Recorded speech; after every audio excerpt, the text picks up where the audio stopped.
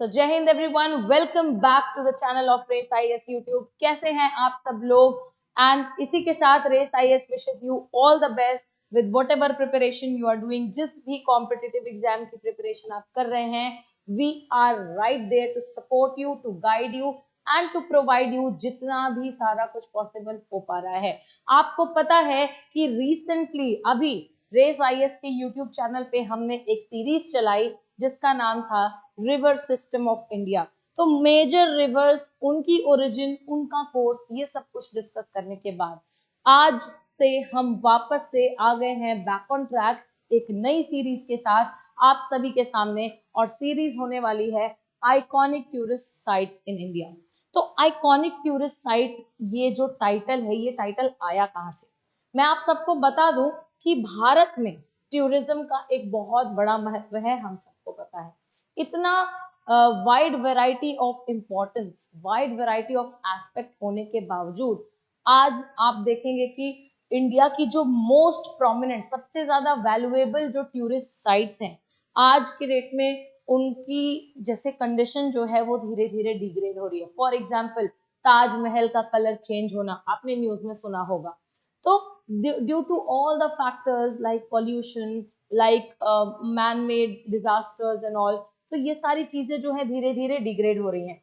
तो इन सारे धरोहर को बचाने के लिए और अपनी संस्कृति को, अपने कल्चर को, अपने ऐतिहासिक चीजों को बेसिकली सेफ गार्ड करने के लिए सरकार ने कुछ साइट्स को नेम किया है, लिस्ट किया है iconic tourist sites of India के अंतर्गत। ये वो साइट होने वाली है जहां पे 80% ऑफ टूरिज्म इन इंडिया जो है इनके थ्रू ही होता है। और सरकार बहुत ज्यादा जो है इस पे अब ध्यान देने वाली है कि किस तरीके से हम इन्हें और डेवलप और सेफगार्ड और प्रोटेक्ट कर पाए और प्रिजर्व कर पाए। तो इसीलिए बहुत ज्यादा इंपॉर्टेंट हो जाता है कि वो आइकॉनिक टूरिस्ट साइट्स जो हैं, कुछ साइट्स जिनका जो है लिस्ट बन करके आया हुआ है, उनके बारे में हम पढ़ लें। आज होने वाला है वीडियो नंबर 1, सीरीज जो है वो होने वाली है iconic tourist sites in India. So without wasting any further time, इसको अभी यहाँ से इसकी शुरुआत करते हैं। और आज का जो हमारा साइट होने वाला है आप सभी के स्क्रीन पे आप देख सकते हैं द ताजमहल। द ताजमहल जो है आप सबने मे बी बहुत लोग गए होंगे, बहुत लोग नहीं गए होंगे। ताजमहल देखा सभी ने होगा, भले पिक्चर में देखा हो चाहे क्या।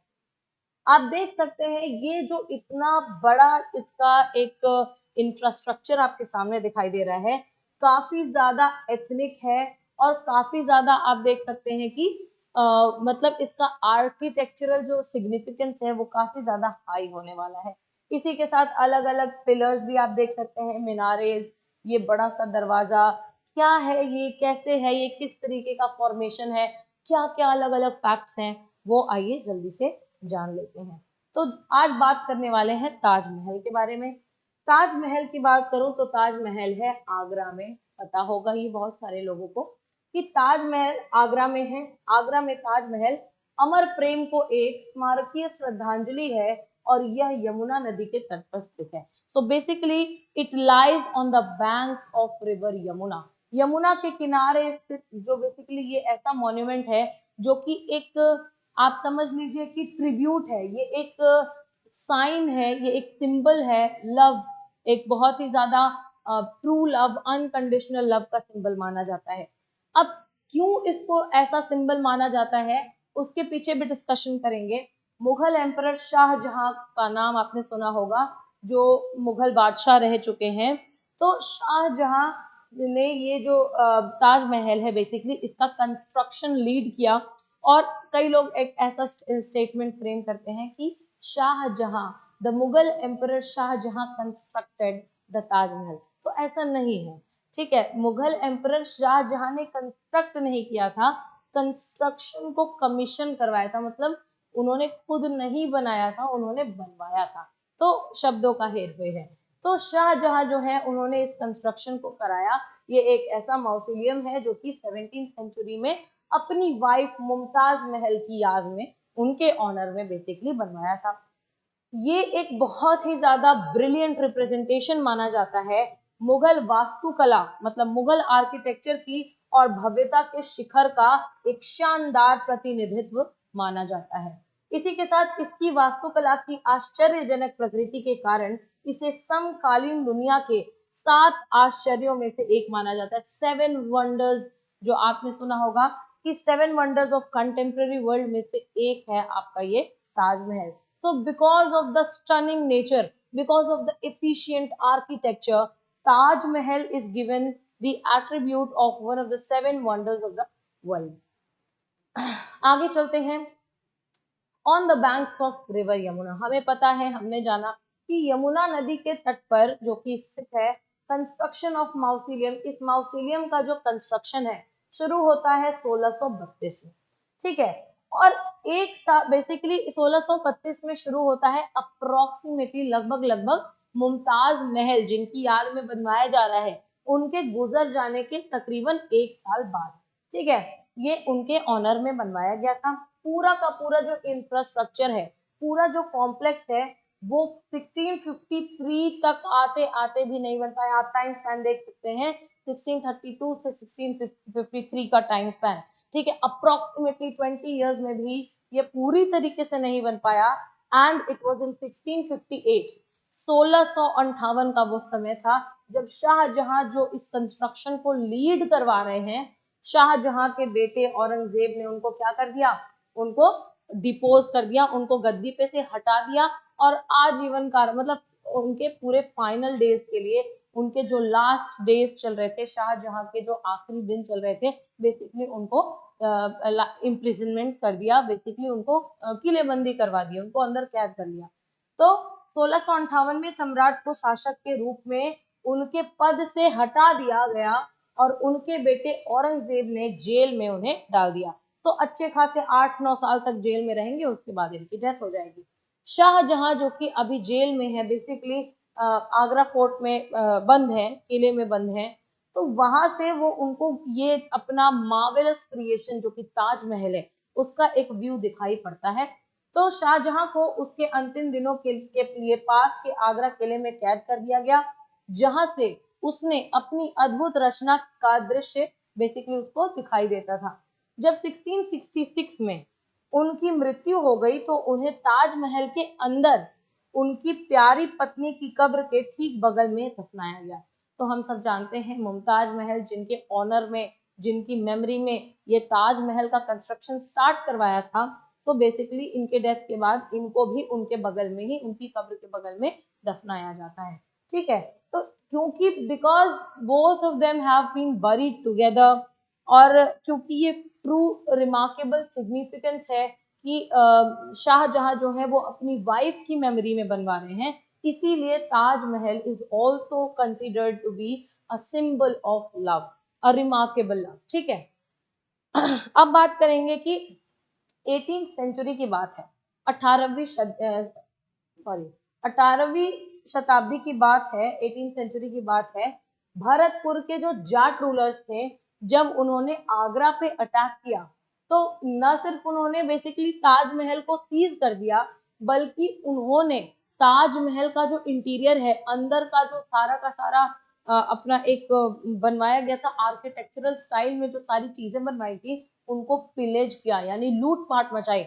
आपको मैं बता दूं कि ताजमहल के इंटीरियर में सजाने के लिए बहुत सारे प्रेशियस स्टोन्स, कीमती पत्थरों का यूज किया गया था, बहुत सारे सेमी प्रेशियस स्टोन्स यानी अर्ध कीमती पत्थरों का यूज किया गया था। वो पत्थर उस समय इतना ज्यादा रिलेटिवली सिग्निफिकेंस होल्ड करते थे कि आप समझ जाइए कि इसको लूट करके he became one of the richest man, ठीक है, एग्जिस्टिंग। तो यहाँ पे लूटपाट भी मचाई गई थी। अब ये तो रही पुरानी बात, अब बात करते हैं 1857 के रिवोल्ट की। तो जो क्रांति जो है, जो क्रांति 1857 में देखने के लिए मिली, उसमें ब्रिटिश सोल्जर्स जो हैं, ब्रिटिश ऑफिशियल्स जो हैं, उन्होंने भी ताजमहल के ऊपर बहुत सारा डैमेज, बहुत सारा डिस्ट्रक्शन जो है वो मचाया। उनके कीमती पत्थर जो लगे हुए हैं ताजमहल में उसको रिमूव किया, उसको दीवारों पे से रिमूव किया, and are responsible for majority of the damage that sustain.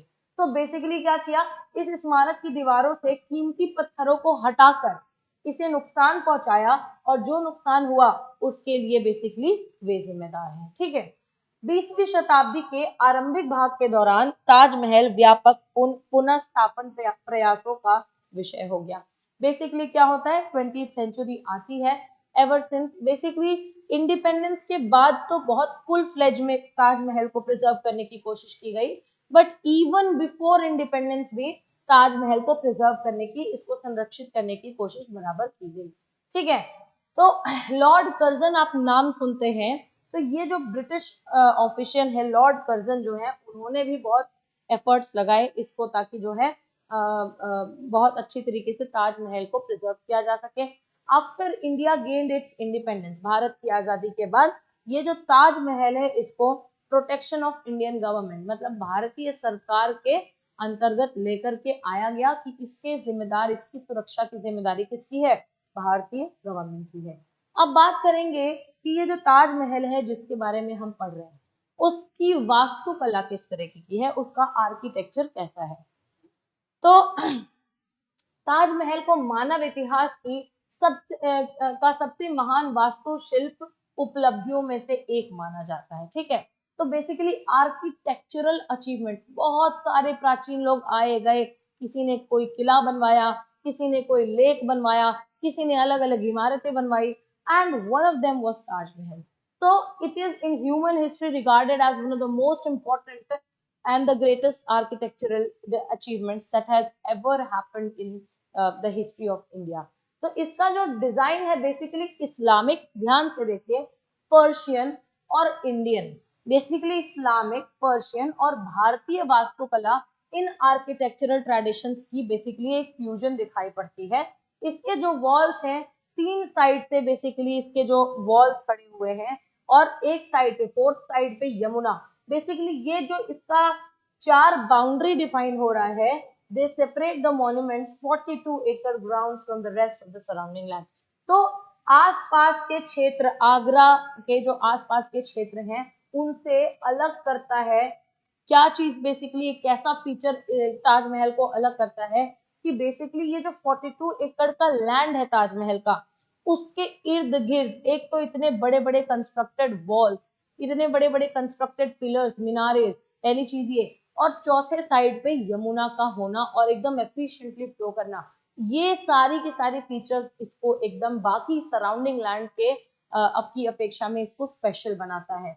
It was built out of white Makrana marble, marble का क्या नाम है सफेद मकराना मार्बल से बनाया गया है, that was sourced from Indian state of Rajasthan, Rajasthan से इसको मंगाया गया था। To further enhance the beauty of memorial, thousands of precious and semi precious gemstones were also incorporated into its design. मैंने आपको ऑलरेडी बताया कि इसकी शोभा बढ़ाने के लिए इसको अंदर से, आज के डेट में आप अपने घरों में इंटीरियर डिजाइनिंग करते हैं, तो इसकी ताजमहल की जो बेसिकली इंटीरियर डिजाइनिंग है, तो इसकी इंटीरियर डिजाइनिंग में कई सारे पत्थर, कीमती पत्थर, अर्ध कीमती पत्थर जो हैं वो जड़े गए थे, लगाए गए थे। आगे चलते हैं आर्किटेक्चर के ही बेसिकली एक क्रम में। आप देखते हैं कि ताजमहल एक ऊंचे वर्गाकार चबूतरे के ऊपर स्थित है। बेसिकली एक इसका आप देख सकते हैं, ताजमहल एक ऐसे बेड पे स्थित है, बेड मतलब एक ऊंचा सतह है, एक स्टेज टाइप का है, उस पे स्थित है, जिसकी संरचना के चारों कोनों में से प्रत्येक पर 4 मीनारें खड़ी की है। मतलब ऑल 4 कॉर्नर्स हैज, मतलब 4 कॉर्नर है और चारों कॉर्नर्स पे 4 मीनारें खड़ी की गई हैं। इसी के साथ तहखाने एक सममित इमारत में रखे गए हैं, जिसमें एक विशाल गुंबद है और शीर्ष पर एक शिलाखंड है। बेसिकली ये जो है ये एक सिमेट्रिकल बिल्डिंग है और इसके ऊपर एक बहुत बड़ा सा, आप देख सकते हैं, आपको पिक्चर्स में दिखता है, डोम भी है, गुंबद भी है, ठीक है, और जो कि एकदम टॉप पे आपका स्थित है। इसी के साथ इस बिल्डिंग का जो एंट्रेंस है, जो इसका प्रवेश है ना, that is in a shape of N arch, एक आर्च के शेप में इसका एक प्रवेश आपको देखने के लिए मिलता है। There are replicas of Shahjahan and Mumtaz Mahal's sarcophagi located in the main hall of mausoleum। Basically Shahjahan और मुमताज महल के जो कब्र हैं, जो जिस जगह उनके कब्र को गाड़ा गया था, दफनाया गया था, उस कब्र के रेप्लिका हूबहू उनसे मिलते जुलते जो है कब्र भी प्लेस किए गए हैं in order to attract the tourist। तो ये जो है ये कुछ फीचर्स इस ताजमहल को अपने आप में बहुत सिग्निफिकेंट बना देता है।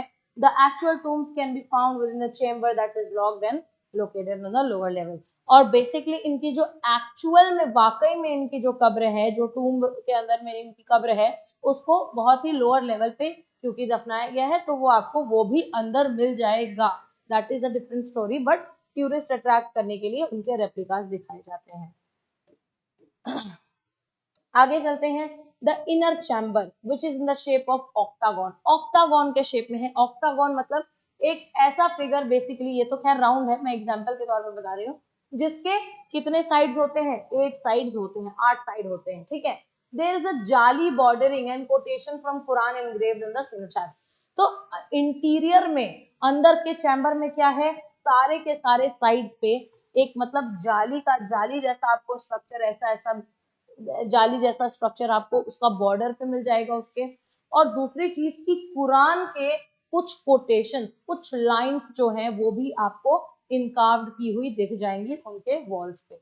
Additionally there are intricate decorative details that include twining vines, flowers, fruits which are highlighted with 28 different kinds of precious and semi precious stones। मतलब कि कीमती पत्थरों का इस्तेमाल करके इन्होंने कई सारे डेकोरेशंस, अलग अलग तरीके के डिटेल्ड डेकोरेशंस किए हुए हैं। जैसे वही आपको देखने को मिलता है, फ्लावर्स के टाइप के डेकोरेशन है, फ्रूट्स टाइप के डेकोरेशन है, ठीक है।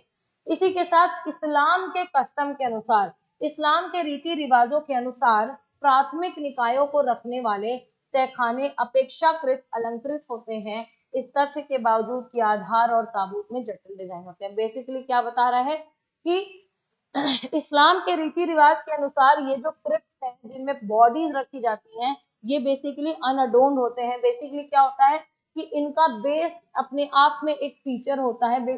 इसका बेसिकली एक सिंपल सा सेंस ये दिखाई देता है कि ये प्राइमरी बॉडीज रखे गए हैं ऐसे क्रिप्ट में, ठीक है। तो इन क्रिप्ट को, क्योंकि ऊपर मैंने आपको ऑलरेडी बताया कि रेप्लिकाज रिप्रेजेंट किए जाते हैं, तो इन रेप्लिकाज को भी बहुत ही अच्छी तरीके से आप देख सकते हैं, अच्छी casket and different different features add करके, जेम स्टोन्स ऐड करके इनको क्या किया जाता है? इनको सजाया जाता है। और इसी के साथ इनके अलग अलग तरीके के जटिल डिजाइन होते हैं, ठीक है। गार्डन की बात करेंगे। आपने जब जब ताजमहल की फोटो देखी है, तब तब आपने एक गार्डन भी देखा है जहां पे लोग जो है अलग अलग तरीके की फोटोग्राफी कराते हैं। तो ताजमहल जो है मुगल गार्डन से घिरा हुआ है। और मुगल आर्किटेक्चर जब आप पढ़ते हैं तो आप पढ़ते हैं मुगलों का गार्डन बनाने का जो स्टाइल हुआ करता था उसको कहते हैं चार बाग, ठीक है। ये सिमेट्रिकली 4 पार्ट्स में 4 तरीके से मतलब ये अपने आप में डिवाइड होती है, चार बाग कहते हैं इसको, और 980 स्क्वायर फीट में फैली हुई है।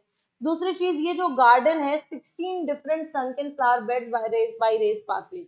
बेसिकली ये जो गार्डन आप देख सकते हैं, बगीचे को ऊंचे रास्तों द्वारा 16 अलग अलग धसी हुई फूलों की क्यारियों में विभाजित किया गया है। बेसिकली 16 टाइप के डिफरेंट डिफरेंट क्यारी, आपको उसको फुलवारी कहते हैं नॉर्मल लैंग्वेज में, तो 16 अलग अलग डिफरेंट टाइप्स की फुलवारी आपको देखने के लिए मिल जाती है।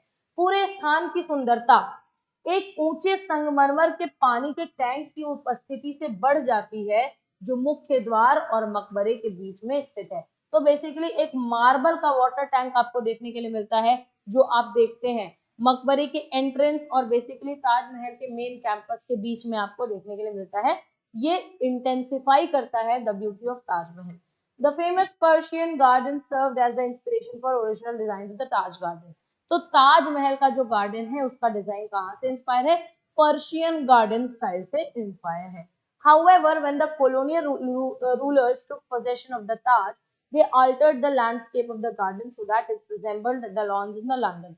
तो बेसिकली जब भारत में ब्रिटिशर्स आ गए, तो क्योंकि वो उनको हर चीज बेसिकली एक अपनी कंट्री के पर्सपेक्टिव से, यूरोपियन पर्सपेक्टिव से करना था, काफी हद तक इस गार्डन में चेंज लेकर के आए, सो दैट लंदन के गार्डन से मिलता जुलता एक जो है इंफ्रास्ट्रक्चर तैयार हो पाए, एक गार्डन तैयार हो पाए। उसके बाद जो गार्डन है धीरे धीरे ऐसा मतलब उसको एक ऐसा टचअप दिया ताकि वो लंदन में जिस स्टाइल के गार्डन होते, लंदन में जिस स्टाइल के गार्डन होते हैं वो उस गार्डन जैसा दिख पाए। तो ये थोड़ा सा आपका वो हो जाता है कि इन्फ्लुएंस हो जाता है। जब मुगल्स भारत में हैं तो पर्शियन आर्किटेक्चर के हिसाब से कर रहे हैं, जब ब्रिटिश भारत में है तो अपनी यूरोपियन कल्चर के हिसाब से चीजों को इन्फ्लुएंस कर रहे हैं। अब ये कुछ फैक्ट्स हैं जो आपका जानना बहुत जरूरी है। ताजमहल को उसकी मूल फारसी भाषा में महलों का ताज कहा जाता है, क्राउन ऑफ द पैलेसेस कहा जाता है। Taj Mahal has a reverberation time, basically इसके अंदर प्रतिध्वनि का समय लगभग 28 सेकेंड है, यानी कि इसका मतलब ये है कि आप अगर इस स्थान के अंदर जो कुछ भी कहेंगे वह 28 सेकेंड की अवधि तक क्या करेगा, गूंजता रहेगा। ठीक है, इसी के साथ दूसरा वर्ल्ड वॉर आपको देखने के लिए मिलता है। During the second world war Taj Mahal को छुपाया गया था। Yes, you are looking this right, Taj Mahal को छुपाया गया था। आप देख सकते हैं जापानी सेना द्वारा हवाई हमलों के जोखिम को कम करने के प्रयास में 1942 में क्या किया गया है, 1942 में ताजमहल को मचान से छिपा दिया गया था। इसी के साथ 1965 और 1971 में जब भारत और पाकिस्तान की लड़ाई हुई तो इनके बीच हुए युद्धों के दौरान भी इसी रणनीति का इस्तेमाल बेसिकली किया गया था। इसी के साथ साथ आप देख सकते हैं भूकंप, हड़ताल जैसी प्राकृतिक आपदाओं की स्थिति में दुनिया के 7 अजूबों में से एक ताजमहल को बाहर की ओर झुके मीनारों द्वारा संरक्षित किया जाता है। तो बेसिकली इसकी जो मीनारें हैं वो इटसेल्फ अपने आप में ही इसके एक एज अ प्रोटेक्टर काम करती हैं against the natural disasters like earthquake, strikes and all. इसी के साथ about 5 feet separates the Taj Mahal from Qutub Minar in terms of height. तो कुतुब मीनार और ताजमहल में हाइट का डिफरेंस क्या है, इट इज ओनली 5 फीट।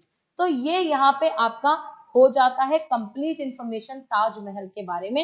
एक छोटी सी चीज आप और जान लीजिए, इसको अगर करंट अफेयर्स के साथ में लिंक करते हैं, TTZ हमें देखने के लिए मिलता है।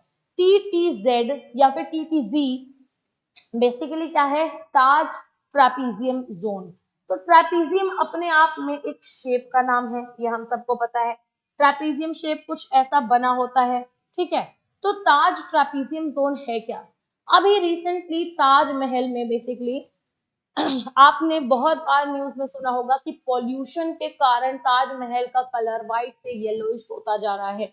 पॉल्यूशन के कारण आपने सुना होगा बहुत सारी इमारतें, बहुत सारे धरोहर को बहुत काफी हद तक क्या हानि पहुंच रही है। तो बेसिकली इस चीज को टैकल करने के लिए सरकार ने एक एरिया डिफाइन किया है, TTZ, that is Taj trapezium zone. ये 10,400 स्क्वायर किलोमीटर का एक एरिया है ताजमहल के आसपास, जिसको एम में रखा गया है, इस उद्देश्य में रखा गया है कि उसको पॉल्यूशन से प्रोटेक्ट करना है। इसी के दौरान सुप्रीम कोर्ट ने इस ऑर्डर को इम्पोज किया है कि कंप्लीटली कंस्ट्रक्शन का काम, यानी कि किसी भी तरीके के निर्माण का काम, इंडस्ट्रियल एक्टिविटीज हो गया, ट्री कटिंग, डिफोरेस्टेशन का काम हो गया, ऐसी सब कोई भी एक्टिविटीज बैन रहेंगी, सारी की सारी ऐसी एक्टिविटीज बैन रहेंगी TTZ के आसपास, ताज ट्रेपेजियम जोन के आसपास। इसमें ताज ट्रेपेजियम जोन जो आप इतना सारा स्पेस देख पा रहे हैं, यहाँ न्यू दिल्ली है, जयपुर है और ये आगरा वाला रीजन है, इतने सारे रीजन को कवर कर रहा है। इस रीजन में 3 वर्ल्ड हेरिटेज साइट शामिल हो जाती हैं, आगरा फोर्ट, आगरे का किला, ताजमहल और फतेहपुर सीकरी। इसी के साथ इसको 4 जोन में डिवाइड किया गया है, रेड, ग्रीन, व्हाइट और orange, based upon the danger, the level of pollution and the level of destruction. इसको 4 जोन में डिवाइड किया गया है। TTZ जो pollution prevention and control authority, basically एक ऐसी अथॉरिटी को, एक मैनेजमेंट को बनाया गया, कब बनाया गया है, 1998 में, जिसका नाम है Taj trapezium zone pollution prevention and control authority, जिसके कि पूरे के पूरे डिपार्टमेंट में इसके लिए काम स्पेसिफिकली किया जाएगा। और कौन से एक्ट के अंतर्गत इसको कॉन्स्टिट्यूट किया गया है, इन्वायरमेंटल प्रोटेक्शन एक्ट 1986 के तहत इसको बनाया गया है। So this is all about Taj Mahal. मिलेंगे कल की वीडियो में दोबारा एक दूसरे आइकॉनिक साइट के साथ, तब तक के लिए थैंक यू एंड जय हिंद।